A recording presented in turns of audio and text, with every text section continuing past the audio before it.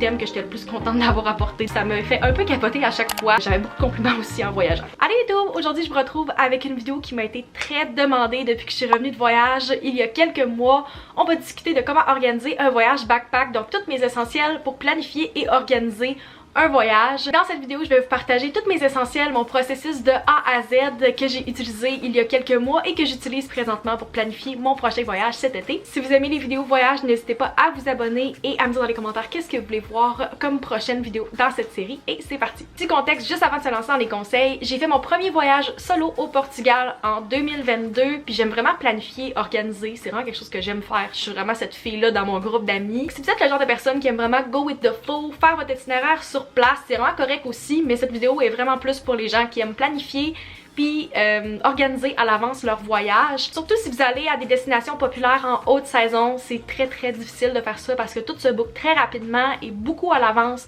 Donc ces conseils-là vont vraiment vous aider si c'est le genre de voyage que vous faites. La première chose que j'utilise avant de booker quoi que ce soit, c'est Google Flights. C'est vraiment mon meilleur ami depuis plusieurs mois. Même quand je planifie pas de voyage, j'aime vraiment utiliser Google Flights. Il y a un onglet Explorer, donc vous pouvez rentrer le nombre de jours à peu près que vous voulez partir, le mois environ, puis ça va vous donner des destinations avec les différents prix. Si vous avez une destination précise en tête, vous pouvez regarder directement sur le calendrier quelles dates sont les moins chères. Si vous êtes flexible, ça peut vous faire sauver beaucoup d'argent juste en partant une ou deux journées avant ou après. Puis Google Flights va tout vous dire ça. Vous avez les différentes options de vol avec les différentes compagnies. Si vous avez un vol en particulier que vous aimeriez vraiment prendre, mais vous trouvez qu'il est un petit peu cher présentement, vous pouvez activer les notifications, vous allez recevoir un courriel quand il va changer de prix, que ce soit à la hausse ou à la baisse. La deuxième chose que je fais, c'est que je regroupe toutes les informations au même endroit. Donc je me montre un document voyage avec différents onglets pour l'itinéraire, le budget, tout ça. Si jamais vous seriez intéressé à avoir ce template là, vous me le direz dans les commentaires, puis je pourrais peut-être le perfectionner puis vous le rendre disponible si jamais vous voulez l'utiliser pour la planification de vos voyages dans les prochaines semaines, les prochains mois. Le prochain outil qui a vraiment été super utile dans mon dernier voyage puis qui va l'être encore cette fois-ci, c'est l'option liste sur Google Maps. Donc si vous n'êtes pas au courant, vous pouvez faire une liste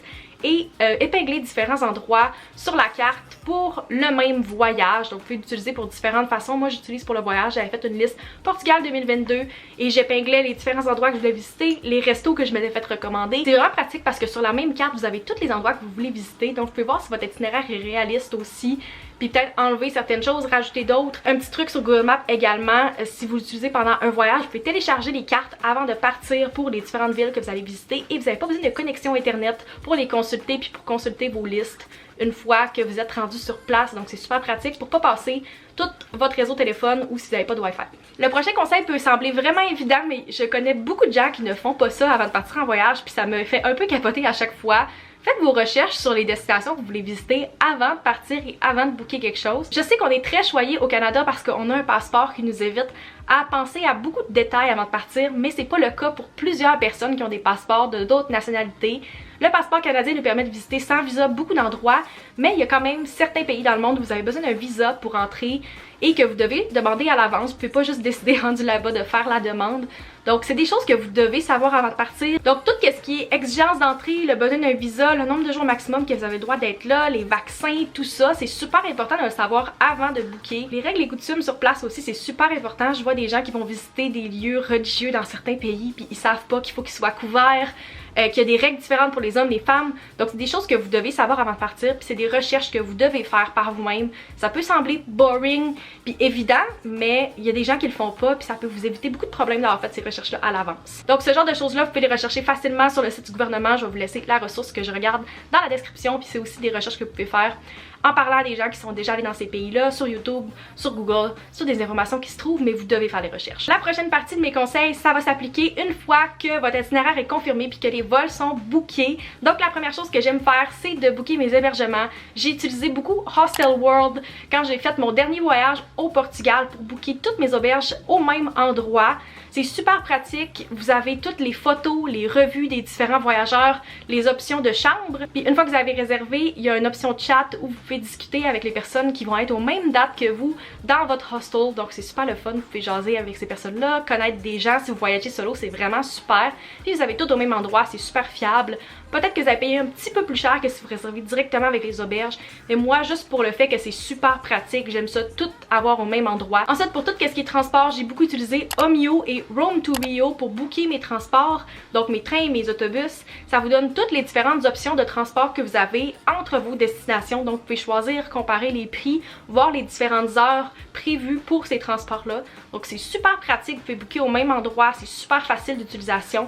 J'ai beaucoup apprécié puis je le conseille à beaucoup de gens. C'est quelque chose que j'avais été recommandé puis que j'ai beaucoup apprécié, donc je mets le lien de toutes ces ressources-là dans la description. Et le dernier outil Google que j'aime beaucoup utiliser, c'est les étiquettes sur Gmail. Donc pour chaque voyage, je crée une étiquette spécifique et j'identifie tous les courriels qui sont reliés à ce voyage-là, les confirmations de réservation, les vols, tout ça au même endroit. Donc vous pouvez seulement cliquer Portugal 2022 par exemple et tout avoir les courriels que vous avez reçus par rapport à ça. C'est beaucoup plus facile à se retrouver après si vous cherchez une confirmation quand vous allez pour imprimer tous vos documents. Beaucoup plus facile, tout est au même endroit. Maintenant, si on passe à mes essentiels physiques, la première chose, la base pour un voyage backpack, c'est d'avoir un sac à dos. J'ai reçu beaucoup de questions quand j'ai voyagé avec ce sac-là, que ce soit sur Instagram quand je l'ai montré, et même en personne, il y a des voyageurs qui m'arrêtaient pour savoir quel sac j'avais et si je le recommandais. Puis la raison pourquoi je vous le montre aujourd'hui, c'est parce que je le recommande à 100%. Après beaucoup de recherches, j'ai choisi d'acheter le Osprey Fairview 55 litres pour femmes. Je pense que la différence entre celui-là pour femmes et pour hommes, c'est le placement et la répartition du poids pour les différentes attaches. Il est vraiment bien fait, il est paddé en arrière. Qu'est-ce que j'ai beaucoup aimé de ce sac-là, c'est que en avant, vous avez un sac détachable, un day-bag. Au total, le sac fait environ 55 litres, mais le gros sac en fait 40 et le petit sac est un autre 15. Donc c'est super si vous voulez vous en servir comme petit sac pendant la journée pour vos expéditions. Moi, j'avais beaucoup de questions quand je l'ai acheté concernant est-ce que je peux l'utiliser seulement en sac carry-on et ne pas l'enregistrer quand j'allais prendre l'avion. La réponse c'est ça dépend. Je sais que c'est vraiment plate à entendre, mais c'est qu'est-ce que j'aurais aimé savoir. Dépendant des compagnies aériennes, il y a des restrictions différentes pour les grandeurs du sac. Et celui-là en hauteur fait environ 21 pouces. Par exemple, moi j'ai voyagé avec Air Transat et leur restriction c'est 20 pouces. Mais si vous remplissez pas au complet et que vous séparez les deux sacs, dans mon expérience ça fonctionne. Je vais vous montrer de quoi a l'air le petit sac quand il est enlevé du grand. Quand vous séparez les deux sacs, vous avez le grand ici que vous pouvez porter sur votre dos. Et moi qu'est-ce que j'aimais faire, c'est d'avoir le petit sac en avant de moi. Comme ça, j'avais toutes mes choses importantes, tous mes documents de voyage et mes choses qui avaient de la valeur avec moi. Donc ce petit sac me servait comme item personnel et le grand me servait comme carry-on. Donc c'est comme ça que j'ai réussi à un peu contourner les règles. Je connais beaucoup de personnes qui ont voyagé avec ce sac-là, qui ont réussi de cette façon-là. Mais il faut vraiment vérifier avec la compagnie aérienne à l'avance c'est quoi les restrictions parce que ça se peut que vous soyez refusé, que vous deviez enregistrer ce sac-là parce qu'il est quand même plus gros. Si jamais vous trouvez que c'est un petit peu trop gros pour vous, vous avez cette inquiétude-là de devoir enregistrer l'autre sac, il y a la version 40 litres qui est correcte en carry-on, mais vous n'avez pas le day bag qui se détache. C'est un point négatif pour moi parce que je voulais vraiment avoir le day bag puis j'appréciais vraiment d'avoir cette option-là. Donc c'est vraiment à vous de magasiner selon vos besoins. Je sais qu'ils ont refait un nouveau modèle, moi je l'ai acheté avant que ce modèle-là sorte. Ils ont changé les dimensions, donc vérifiez quand vous magasinez ce sac-là si c'est l'ancienne version ou la nouvelle. Je me sentais super bien de voyager avec ce sac-là, puis j'avais beaucoup de compliments aussi en voyageant. Mon prochain essentiel, c'est ma carte SIM. J'avais regardé avant de partir si je voulais utiliser mon forfait avec la version internationale quand j'allais quitter et ça me revenait tellement cher que j'ai commencé à magasiner les cartes SIM. Vous pouvez acheter une internationale sur Amazon avant de partir, l'acheter sur place aussi à l'aéroport ou dans un magasin. Moi j'ai choisi l'option de la carte eSIM. C'est pas pour tout le monde, c'est un niveau de difficulté quand même un petit peu plus élevé.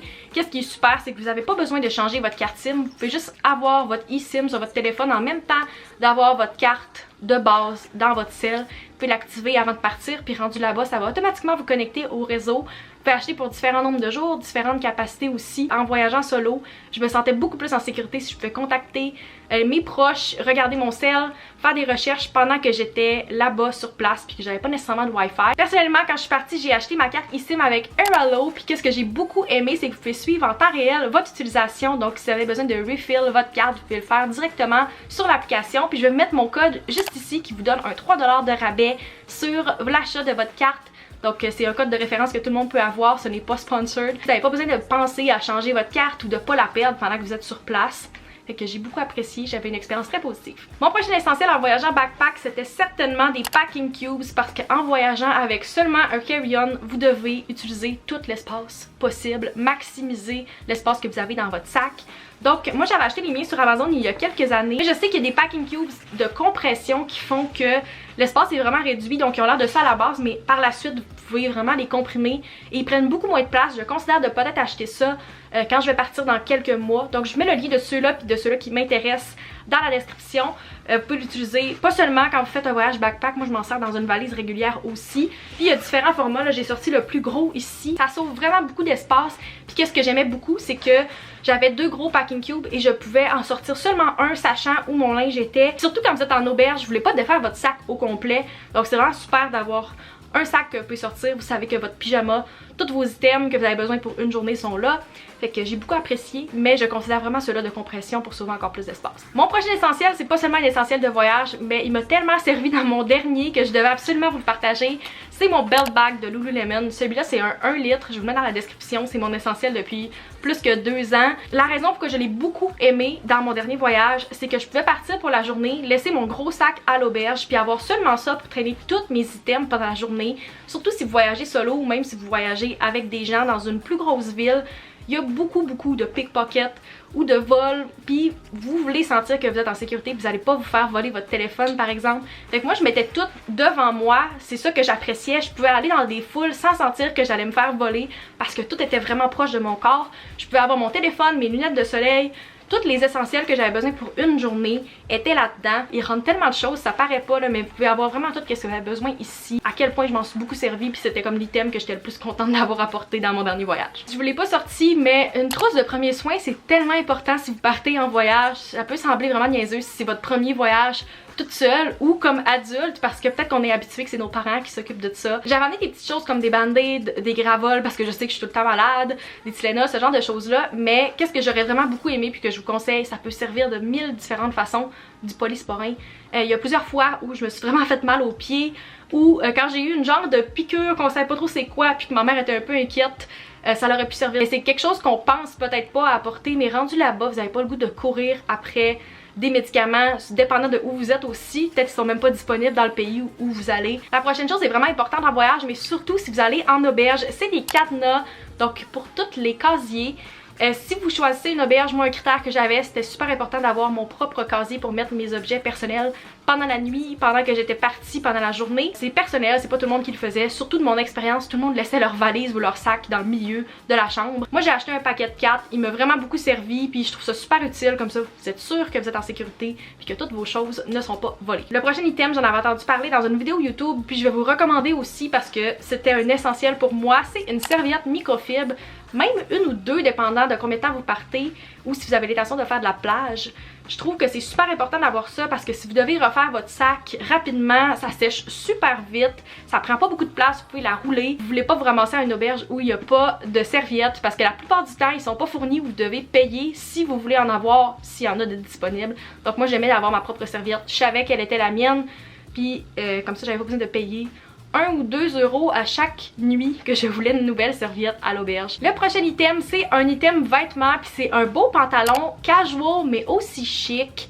Un beau pantalon noir qui fait pour toutes les occasions, qui est super versatile. J'avais amené une paire de pantalons quand je suis partie cette fois-ci et spoiler alert, j'ai dû racheter des pantalons parce que c'était pas du tout la température que je m'attendais, mais il m'a tellement servi, je le portais littéralement comme 5 fois par semaine au moins. Je vais le rendre vraiment plus casual avec certains outfits, mais aussi le dress-up avec un beau bodysuit quand j'allais au bar, fait que ça peut vous servir beaucoup. Moi j'en avais un noir que j'ai porté dans toutes mes photos dans mon voyage. Je vais faire une vidéo complète où je vais pack pour mon prochain voyage, mais c'est certain que ça va être un item qui va être dedans. Un autre item super important, c'est un chargeur portatif. Vous savez jamais quand vous allez manquer de piles sur votre téléphone parce qu'à force d'avoir Google Maps ouvert toute la journée, de prendre plein de photos, vous pouvez comme pas vous empêcher d'avoir votre cell. Mais surtout quand vous êtes en transport, il n'y a peut-être pas de charge disponible avec vous, ça peut tellement servir. Celui-là c'est de CaseMe, je vais vous mettre dans la description. Vous pouvez l'utiliser avec des USB, des USB-C, puis je pense qu'il y a comme 2-3 charges disponibles dessus, fait que ça peut vraiment vous sauver la vie pendant que vous passez la journée out and about, puis que vous n'avez pas le temps de vous recharger à l'auberge, fait que ça peut beaucoup servir, puis celui-là prend pas trop de place non plus, super important d'amener ça, au moins en avoir un pour la gang dans votre voyage. Si jamais vous voyagez solo puis que vous aimez prendre des photos, quelque chose qui peut sembler vraiment niaiseux à porter, mais que j'ai beaucoup utilisé dans mon dernier voyage, c'est un petit trépied portatif. C'est pas nécessaire pour tout le monde, mais moi c'était vraiment un essentiel parce que j'aime créer du contenu, puis je voulais pas être la fille qui allait demander à tous les passants de prendre mes photos, puis pas savoir si elle allait comme être fiable ou si elle allait prendre des belles photos. Fait que j'ai beaucoup apprécié d'avoir mon trépied, ça prend vraiment pas tant de place dans un sac. Si vous voyagez solo, je le conseille vraiment, peut-être pas nécessaire si vous voyagez avec des gens. Et le dernier item que je mentionne ici, c'est mon chargeur portatif. La raison pourquoi je conseille celui-là en particulier, c'est qu'il y a 3 charges USB, mais aussi une charge USB-C. Il y a beaucoup d'auberges où il y a une seule prise avec votre lit, quand vous êtes chanceux d'en avoir une. Fait que le fait que je pouvais brancher plusieurs choses en même temps avec le même chargeur, j'appréciais vraiment beaucoup. Il est vraiment fiable, je pense qu'il coûtait comme 25 ou 30 $, puis je sais que c'est le seul que je vais avoir besoin ever parce qu'il fait pour tout. Je le conseille vraiment, je vous le mets dans la description, il vient de chez Amazon. Je l'ai beaucoup aimé, c'est mon père qui s'en est aussi servi à son dernier voyage. Puis il est vraiment super. Fait que vous avez USB, USB-C, puis vous avez aussi les charges régulières. Donc c'est tout pour mes essentiels d'organisation voyage backpack. J'espère que vous avez apprécié. Si jamais vous avez des questions ou des choses que vous voulez que je mentionne dans des prochaines vidéos voyage, n'hésitez pas à toutes me laisser ça dans les commentaires, ça va me faire plaisir d'y répondre. Et on se retrouve dans une prochaine vidéo. Bye!